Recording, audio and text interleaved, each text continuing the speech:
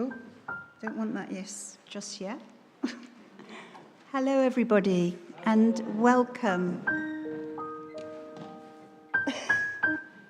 Getting ahead of itself a bit. Wow, it's amazing to see so many of you here this year. This is really the first year that it feels as though so many people have come back to join us for our multi-faith Chanukkah celebration 2022. And I do welcome you very warmly.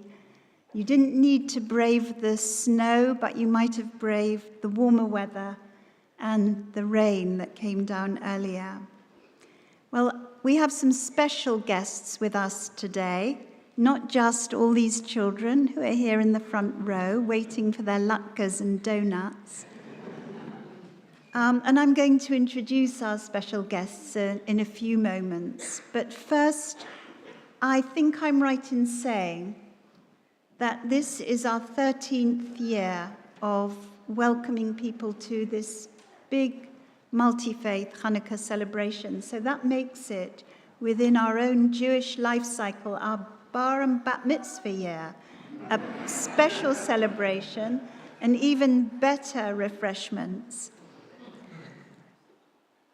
This afternoon, we're bringing together a microcosm of this great city of London that we all live in. We're representatives of different faiths, races, nations, cultures, languages, and so much more. The fact that we can stand or sit together, celebrating our diversity and inclusivity, marking this festival of Hanukkah, the Festival of Lights, which you'll hear about a bit more, is a tribute to all of you who have joined us this afternoon. So thank you for being here. In a few moments, you're going to hear about Chanukkah, a little bit about its history and significance. But before then, let me just explain the theme for this afternoon. I took a verse from the book of Psalms in the Hebrew Bible, Psalm 36, verse 10. In Hebrew, it goes like this: Be'orecha nir'eh or. In your light, we see light. I chose this theme because, of course, light is universal. We need light to see our way in life. The light of the early morning sun rising, the light of the sun setting, the light that's reflected in each other's eyes and faces, a light that brings us friendship, that brings us love, a light that brings us hope. And for those of us who live by our faith and traditions, light is also a symbol for the ineffable, for God, for strength and wonder that we experience in our lives. Light lifts our spirits. It makes us resilient and optimistic about the future.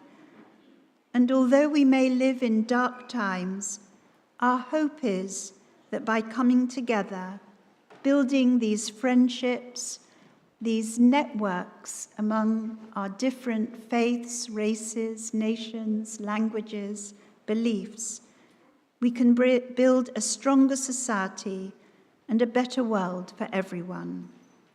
And now I'm sure you are wondering about this festival of Hanukkah. What is it? Well, let's hear all about it with some help from our resident artist, Ariel Gallimard.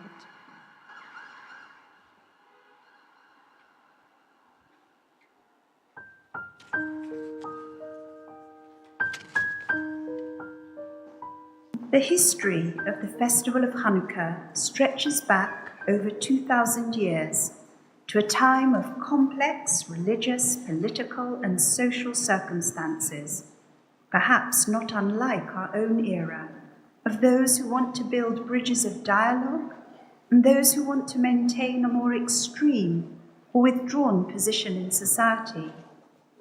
It is a festival which is also infused with a powerful legend about light and a spiritual message that what is important is not might or power, but the light of God's presence among us. Hanukkah may have very ancient associations linked with the winter solstice, but its history is related in the book of Maccabees, a book that didn't make it into the canon of the Bible. Alexander the Great had conquered the Near East, including the small province of Judea. After his death, Judea came under the rule of the Seleucid dynasty. By 167 BCE, Antiochus Epiphanes was king and wanted all the people under his rule to Hellenize. He issued laws and decrees against the Jews and their practices. You cannot worship in your temple. You cannot study or read from the Torah. You must break your dietary laws. And then he did something that hurt and offended the people deeply. He set up a statue of Jupiter inside the temple, and the people were heartbroken that their temple had been defiled in such a way.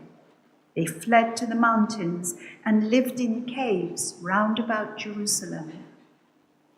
At that time, there was an old priest called Mattathias who had 5 sons.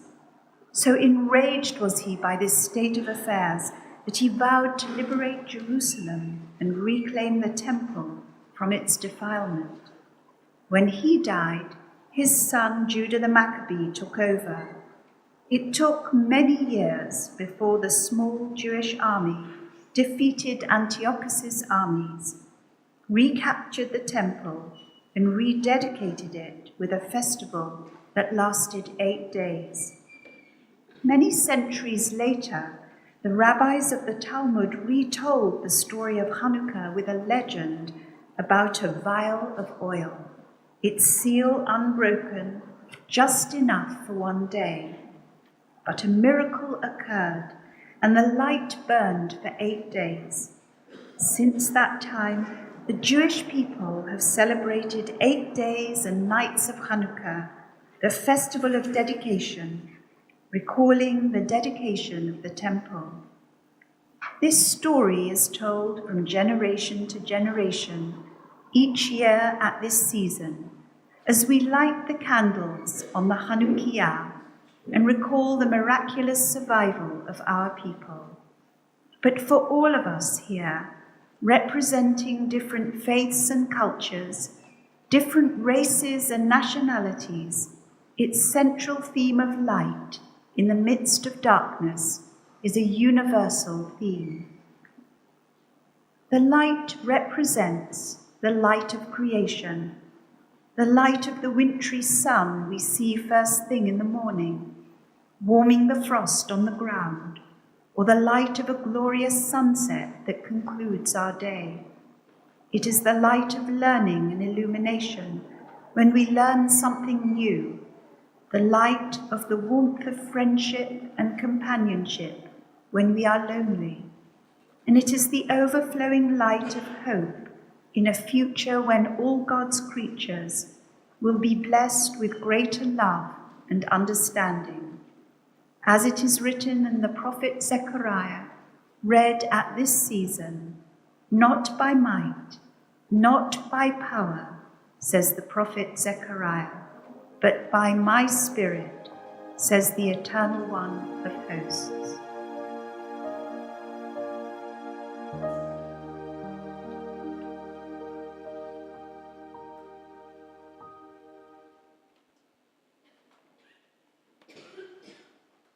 That's my identical twin. It's now my very great pleasure to welcome our principal guest speaker, Dame Maureen Lipman.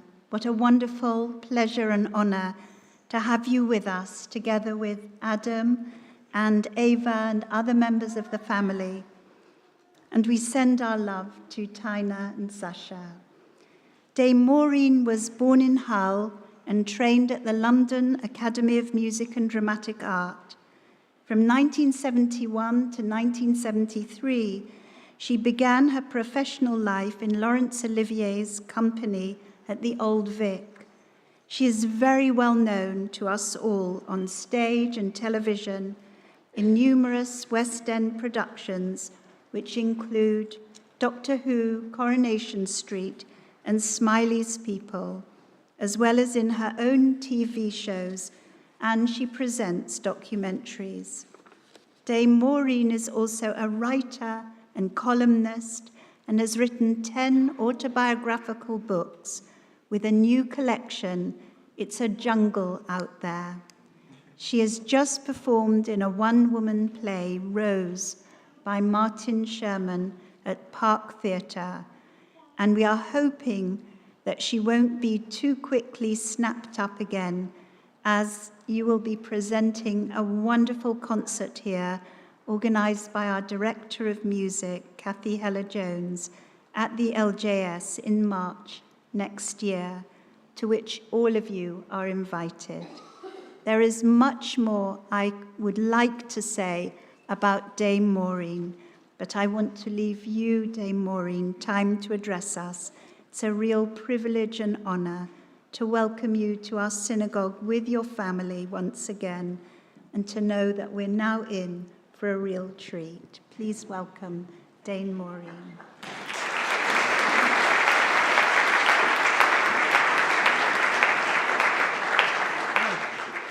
Thank you, Alexandra.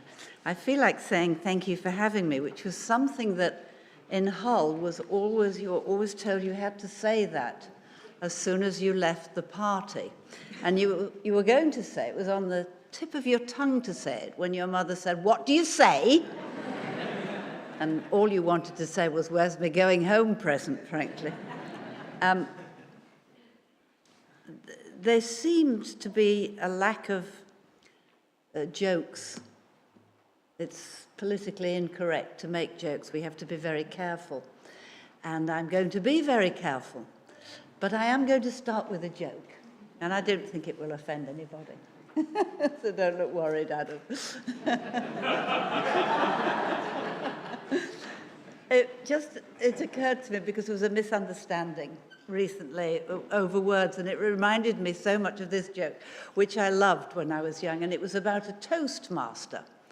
And the toastmaster was doing a special gig that night, and when he unpacked his toastmaster's dress, he found that the trousers had been ripped apart by his dog.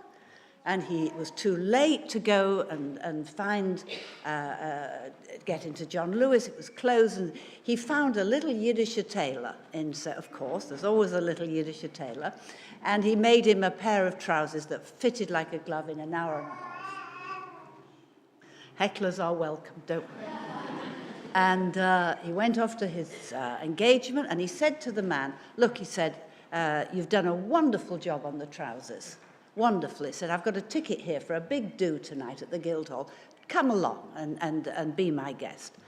So now comes the time when he's there in his resplendent regalia, and he's announcing to the people as they come in, Colonel and Mrs. Arbuthnot Wesley Carruthers, Viscount Cholmondeley Smythe, RMN DBB Cucumber, DC Inspector Stanley Warm Bottomley. And then he sees this little Yiddish tailor there, and he says, yes? And the man says, Sam. He said, name? He said, I made your trousers. He says, made your trousers?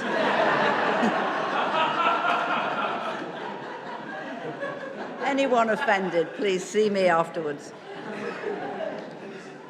The Festival of Light, which made me think, as it made you think, Alexandra, about light, the word. Light, because I'm in light entertainment, and I like that. I never wanted to be a classical actress, and it's too late now.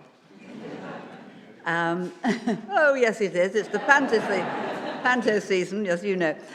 We watched, as I grew up in Hull, we watched as a family Sunday night at the London Palladium. And it was like Strictly as now. It was a family get-together. And there were magicians, and there were singers, and there were tap dancers, and there was a bit of everything. I don't think that light has to be necessarily insubstantial. There's a lot of talk, a trendy talk now, about the word dark. As in, oh, his latest novel, it's very dark. Or he's a very dark artist. Or we have something very dark about that man. The dark web, we have dark matters, we have his dark material. And it has come to mean dark thought. It's come to mean edgy, unwholesome, dystopic, cool, and not quite the place that God inhabited before he said, let there be light. Light itself has many, many meanings. It's an adjective, it's a noun, and it's a verb. But it's always positive if you don't count light-fingered, which means gently pilfering. Aside from the obvious meanings of light as opposed to heavy, it also means that you can be light-hearted. You can be light-headed. You can make light of something. You can throw light on a subject, or you can bring something to light. You can be a lightweight boxer, nimble, or a lightweight academic, media studies. You can blissfully see the light at the end of the tunnel, but you must always remember what Robert Lowell's misquote was. The light at the end of the tunnel may be the light of an oncoming train. You can be a leading light in your community, and you can light up someone's life. And you can join together, as we do today, to make these lights sacred. Not to do anything about them, except to look at them and to think. Now, I work on a light entertainment program, which is Coronation Street, and there's a lovely circle in that. And Joyce Grenfell always said she was never frightened of an audience, because if I give something out and you don't take it, then we don't complete a circle, do we? Don't do that. Anyway, so my late husband, Jack, he wrote episode 13 of Coronation Street. And I will be going back in January to episode 1008886. So it does feel like a circle completed to me. And last year, in July, Her Majesty the Queen stepped daintily from her car and spent 2 hours walking around the cobbles of Coronation Street. Sometimes it's very dark, and I like to think that they brought me in for the comedy that was always the average man-in-the-street comedy. Just people talking.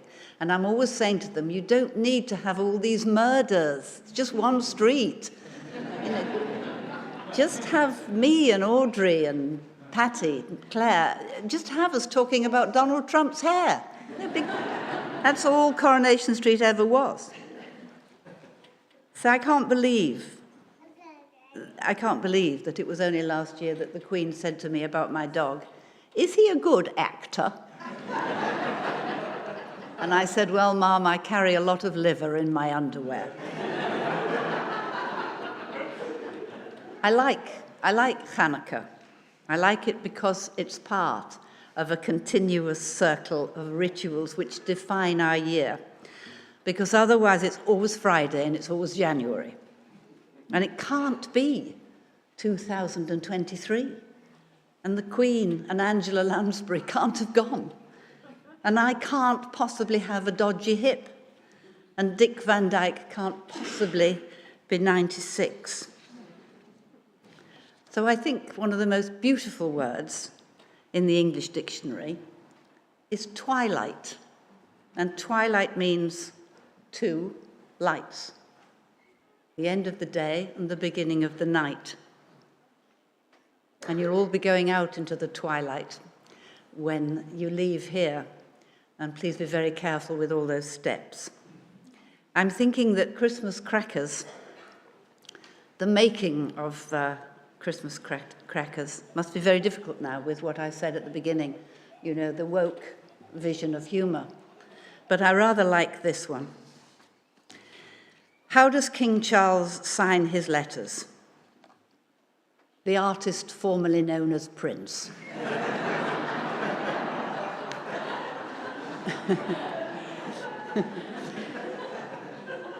I was given 5 minutes to speak and I could rattle on forever, but I'm not going to. I'm just going to say I'm very, very happy to be here. It's an honour.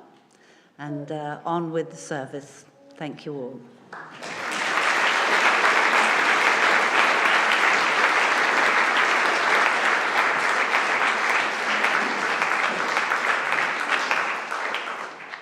Thank you so much, Dame Maureen. You were perfect. You made us laugh, but you also gave us a serious message. And I'm so grateful to you for being here and for uplifting our spirits in the way that you just have. This is a truly multi-faith event, and so we're now going to listen to 5 further speakers, but they've only got 2 minutes each. And I'll just tell you briefly who they are. Reverend Graham Buckle is the priest at St. Stephen's with St. John's. I love the name of your church. In South Westminster. And we first met you here when you served St. Paul's, Rossmore Road, where Reverend Claire Dowding is now priest. I know interfaith relations have always been important to you. And we're so grateful to you because you even brought your own Chanukkah this evening to help us light the candles. Imam Mehmed Stubla, I can't see where Imam Mehmed is. There you are, making a comeback this second year that you've been with us. Imam Mehmed was born in Kosovo, came to the UK in 1997, and you have served since then to the British Albanian Muslim community, and you meet at the O2 Centre in Finchley Road. And I know also how important interreligious relationships are to you personally. Ashwin Mehta, another great friend of our community, is a UK trustee of the Jain faith-based organisation Srimad Rajchandra Mission Dharampur, which has over 100 centres worldwide. And Ashwin oversees the mission's charitable and interfaith activities in the UK. And our association with the mission goes back 10 years, when members of this congregation participated in the wonderful Love of Faith multi-faith walk, which Ashwin organized, and it attracted nearly 500 participants. Our fourth speaker is Smita Oza, representative and volunteer at the BAPS Sri Swaminarayan Mandir in London, probably known to every single one of you here as the Neasden Temple. Smita, a qualified lawyer, represents her temple, the temple at the Interfaith Network for the United Kingdom, and speaks from her faith perspective at multi-faith forums. And last but by no means least is Mehri Niknam, another faithful friend of the LJS, who was born and brought up in a Jewish family in Iran. She has lived in England since 1970. Mehri is a scholar of both Jewish and Islamic studies and has worked closely with both communities in the UK for over 25 years. Mehri was awarded an OBE for her services to interfaith relations and for setting up the National Council of Imams and Rabbis, in addition to her work with Muslim students and UK universities.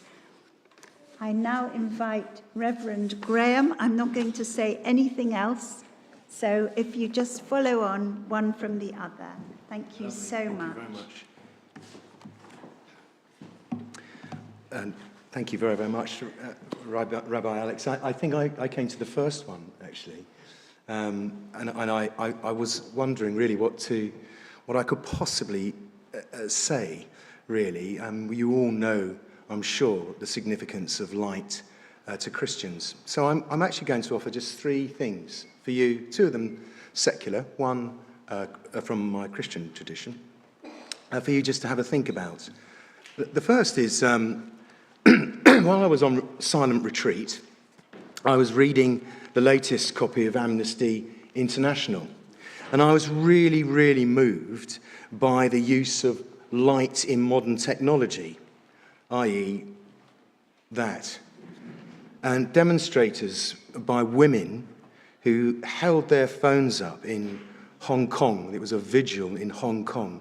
Hong Kong mothers in support of the extradition of law protesters. And I thought it was a really, really powerful act. And I do commend, if you can, to see that picture of thousands upon thousands of mobile phone lights. That's the one. That's the first one. A second is have you seen it? I went to see Avatar. Have you seen the new Avatar? It's brilliant. Get someone to take you. It is absolutely brilliant. But the reason why I use it, this example, is that when the sun eclipses and the place becomes completely dark, the indigenous people start to glow with light. Interesting. And lastly, from my own tradition. Eternal light, eternal light, what soul can bear your searching sight? What heart so open, pure and true, can live and calmly gaze on you? The glowing spirits round your throne, all serve where dark is never known. Their eyes can bear the burning bliss beyond a darkened world like this.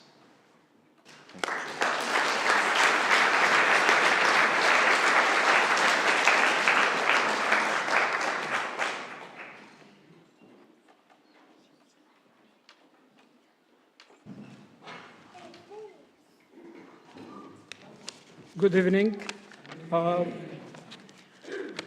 This is my second time I'm attending, and also on my second time I brought a guest from Kosovo, and he will recite the verse of light from the Glory Quran. أعوذ بالله من الشيطان الرجيم بسم الله الرحمن الرحيم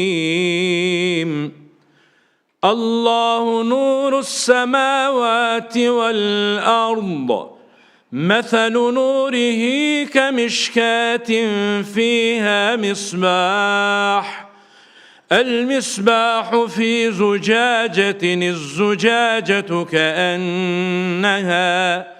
كأنها كوكب دري يوقد من شجرة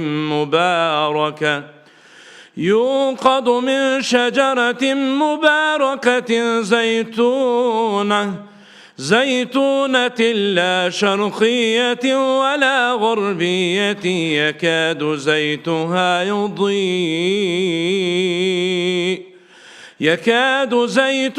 يضيء ولو لم تمسسه نور على نور يهدي الله لنوره من يشاء ويضرب الله الأمثال للناس والله بكل شيء عليم.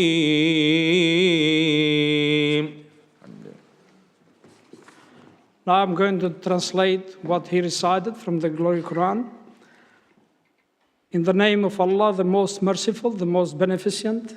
Allah is the light of the heavens and the earth. His light is like a niche in which there is a lamp. The lamp is in a crystal. The crystal is like shining star, lit from the oil of blessed olive tree, located neither to the east nor to the west, whose oil will almost glow, even without being touched by fire. Light upon light.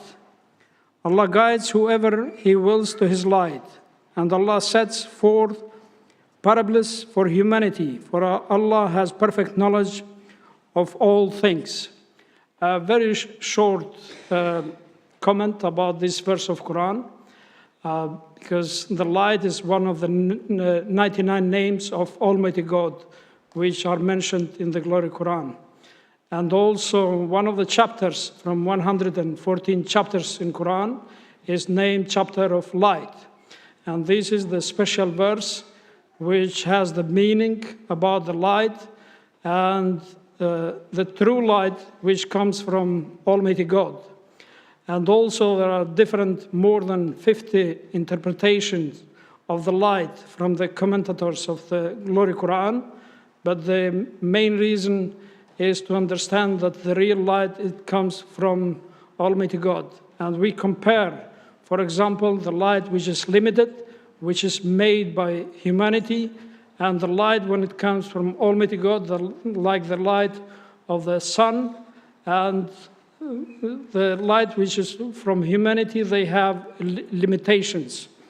And also, in this verse is also that Almighty God, He is the light, nur of entire universe. Because of the time, I'm going to conclude this. Thank you.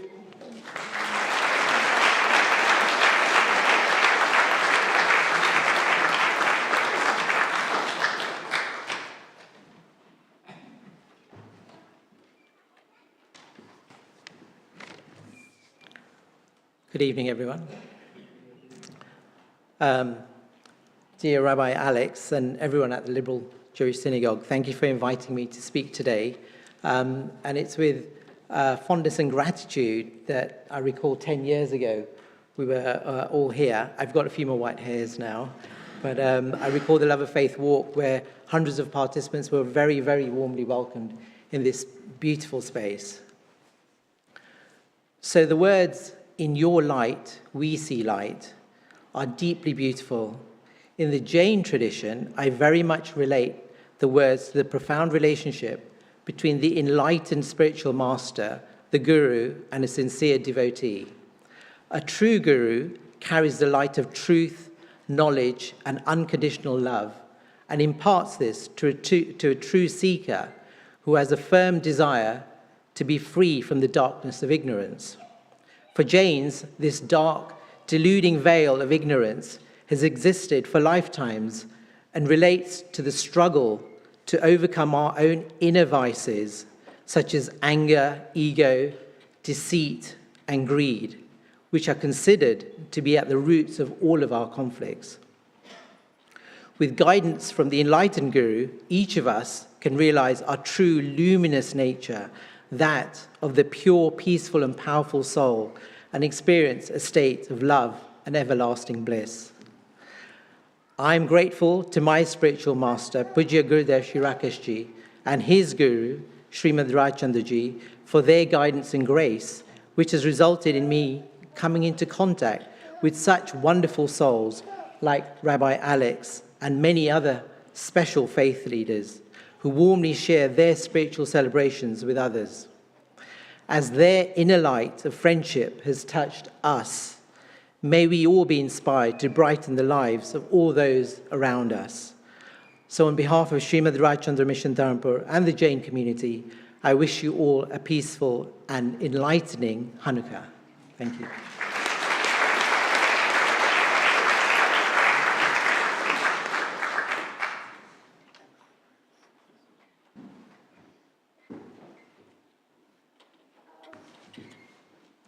Hello, good evening, namaste.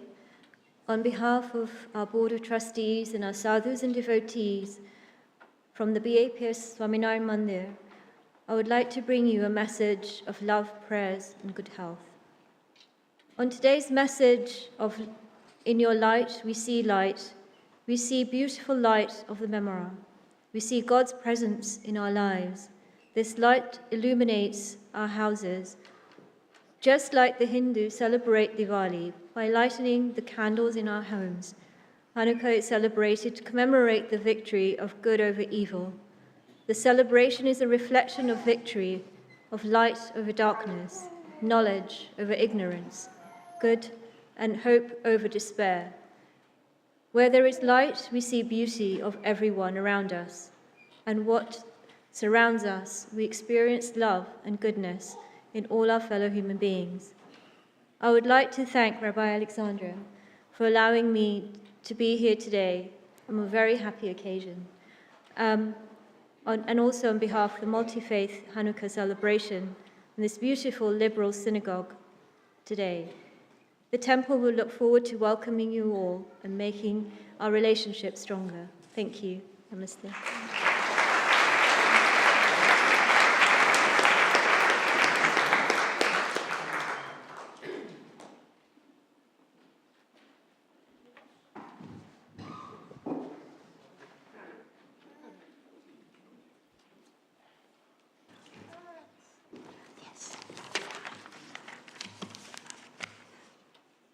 Good evening, everybody. Thank you very much, Rabbi Alex, for inviting me again. I just want to say, hearing that Surah Nur, it reminded me so much of my life.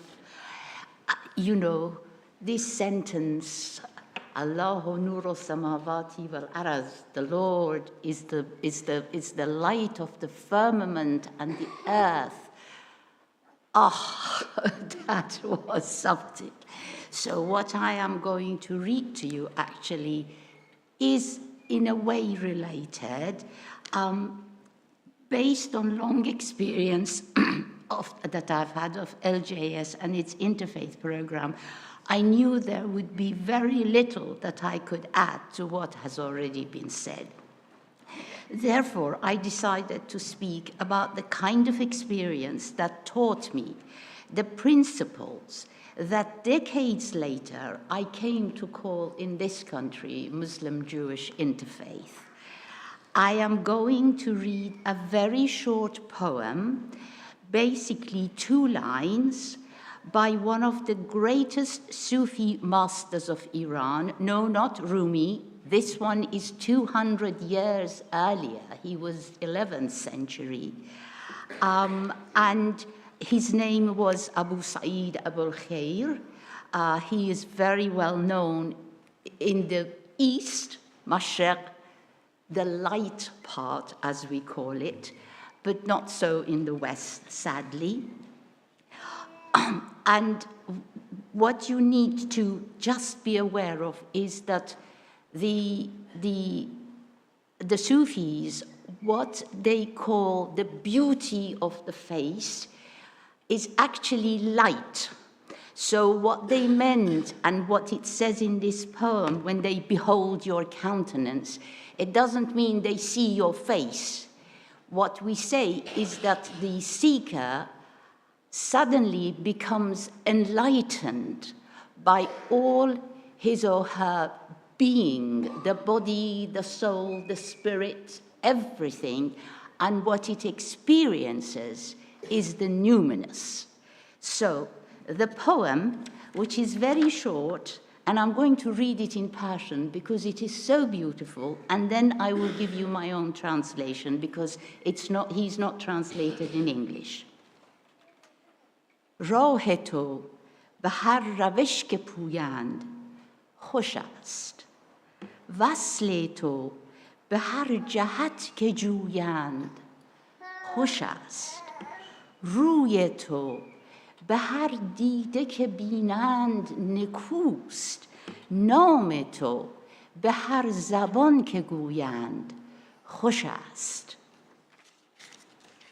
The path towards you, in whatever direction they should seek, is pleasant. Joining you in whatever manner they should follow is pleasant. Your countenance with whatever eye they should behold is beautiful. Your name in whatever language they should utter is pleasant. Thank you.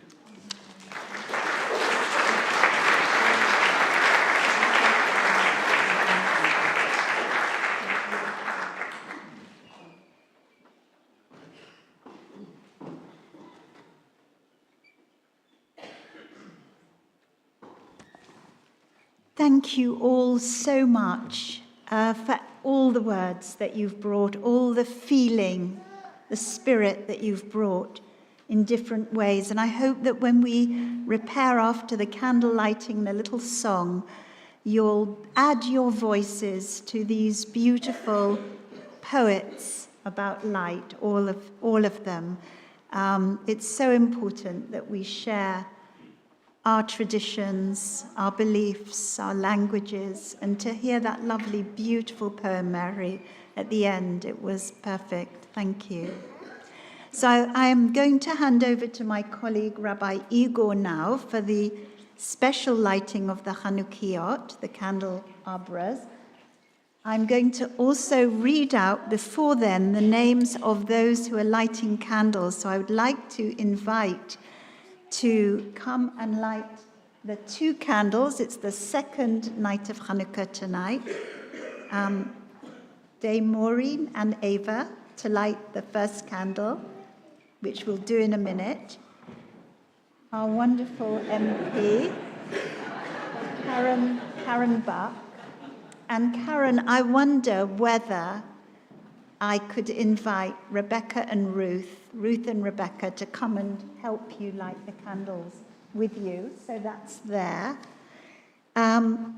our two friends from the Buddhist monastery. Very warm welcome to you, Venerable Narada and Venerable Landawansa, is that right? Are going to light the candle here with Rabbi Ilana. And Abdul Rahman will light the second candle as well. Reverend Nathan and with Bob and Kathy will light one of the candles here. Reverend Anders, Dr. Anders Bergquist, our long-standing friend, will come and light that candle. And from the Austrian Embassy, Frank Ordner will also light. So at your stations, everybody, and over to Rabbi Igor.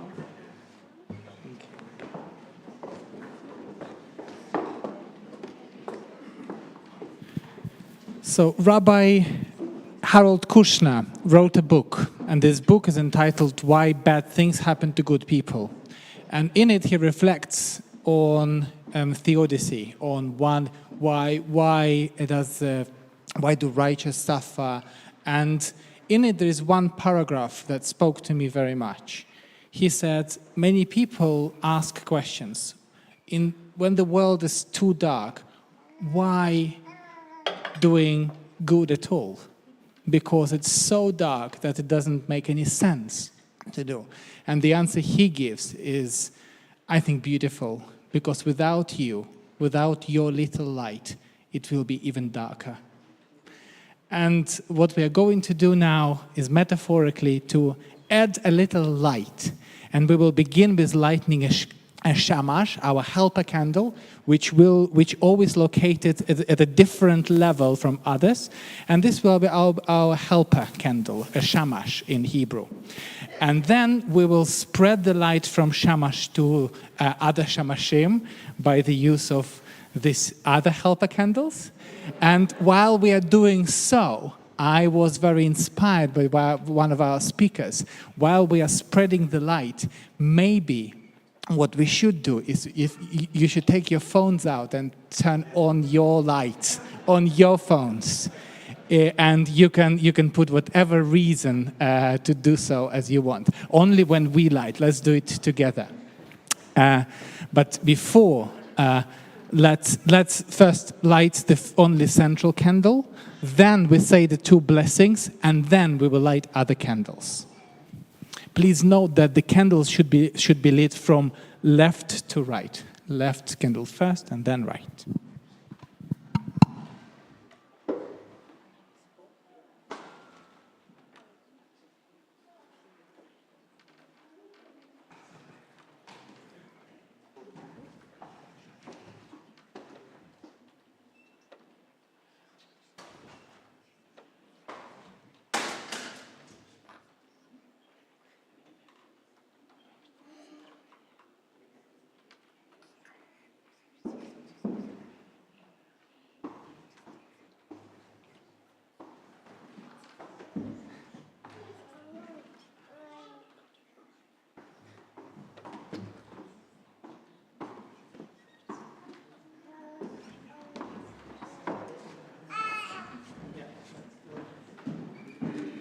Let's do the blessings first. Baruch atah Adonai Eloheinu melech haolam asher kideshanu b'mitzvotav v'tzivanu lehadlik ner shel Chanukkah. Baruch atah Adonai Eloheinu melech haolam she'asa nisim la'avoteinu bayamim hahem b'hazman hazeh.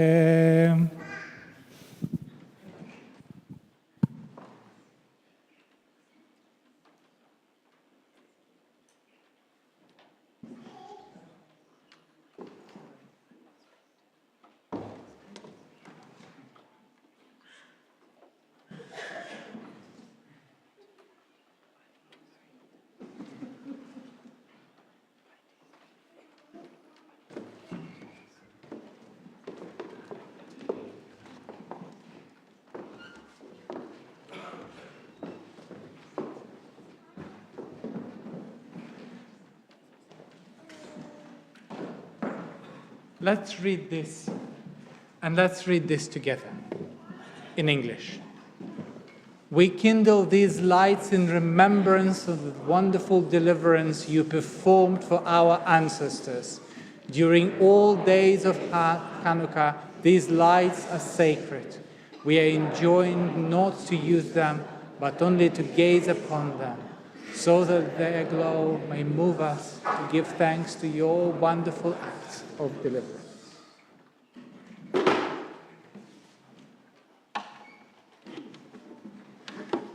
So in the same way as we joined our voices now in reading, we are going to join our voices in singing.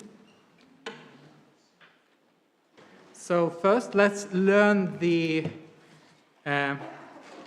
chorus. Don't let the light go out.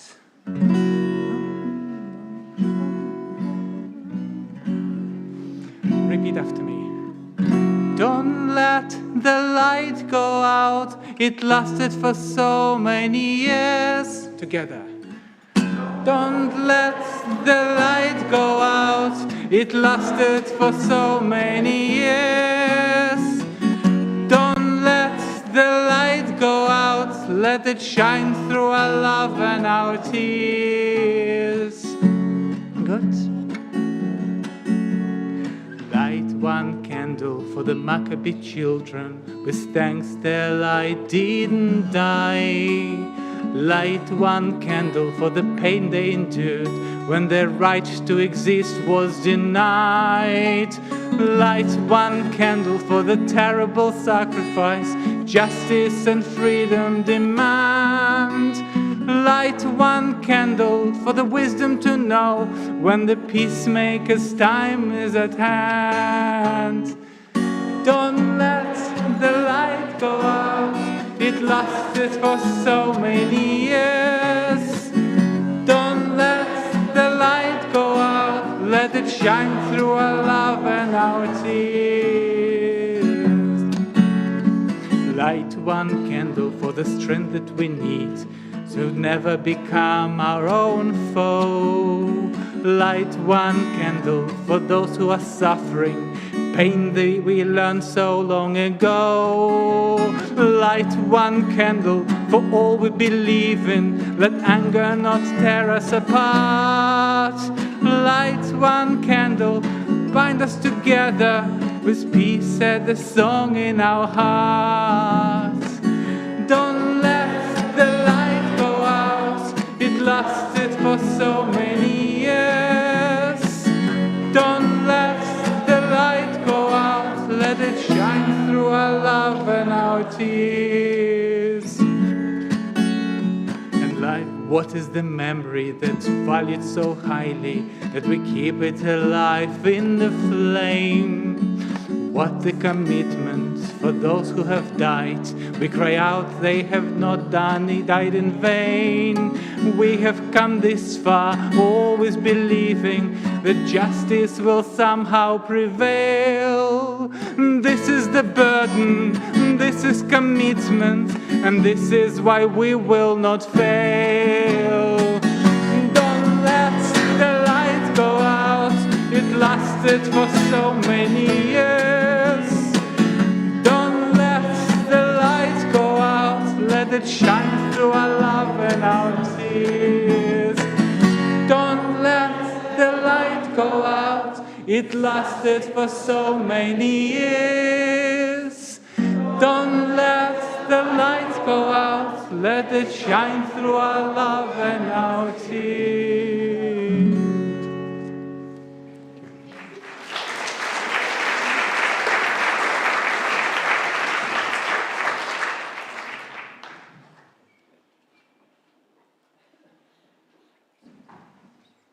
Thank you, Igor. Thank you to all our candle lighters, small and great both. Well, we've come to the end now, and we hope that you will stay for tea in the Montefiore Hall. This has gone on a bit longer than we anticipated, so I hope the latkes haven't burnt, and I hope nobody's out there have eaten all the donuts either. I want to say a huge thank you to you, Dame Maureen, for being with us today. It's been a wonderful pleasure, and thank you.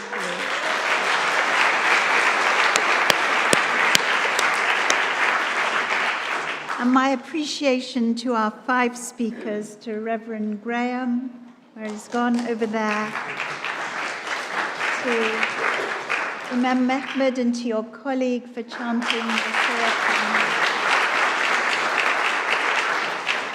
To Ashwin, wherever Ashwin is.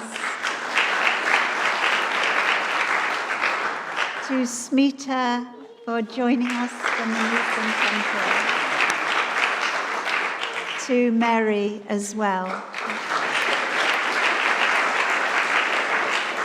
Thank you to all our candle lighters. Thank you to Steve Darby.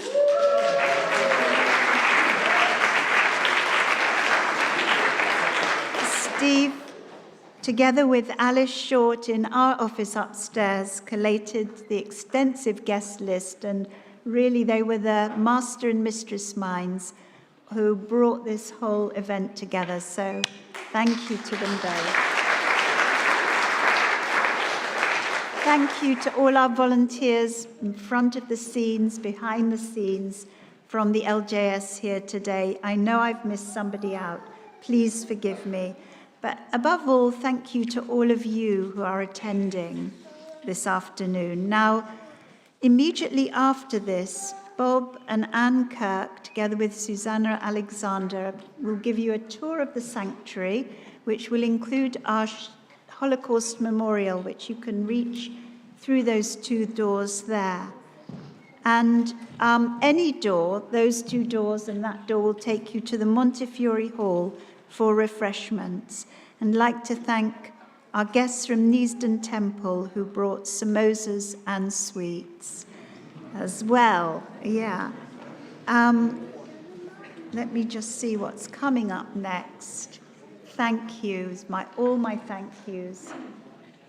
And have a lovely rest of the afternoon, rest of Chanukkah. Greetings at this special season for many of you here in the audience. And thank you for coming.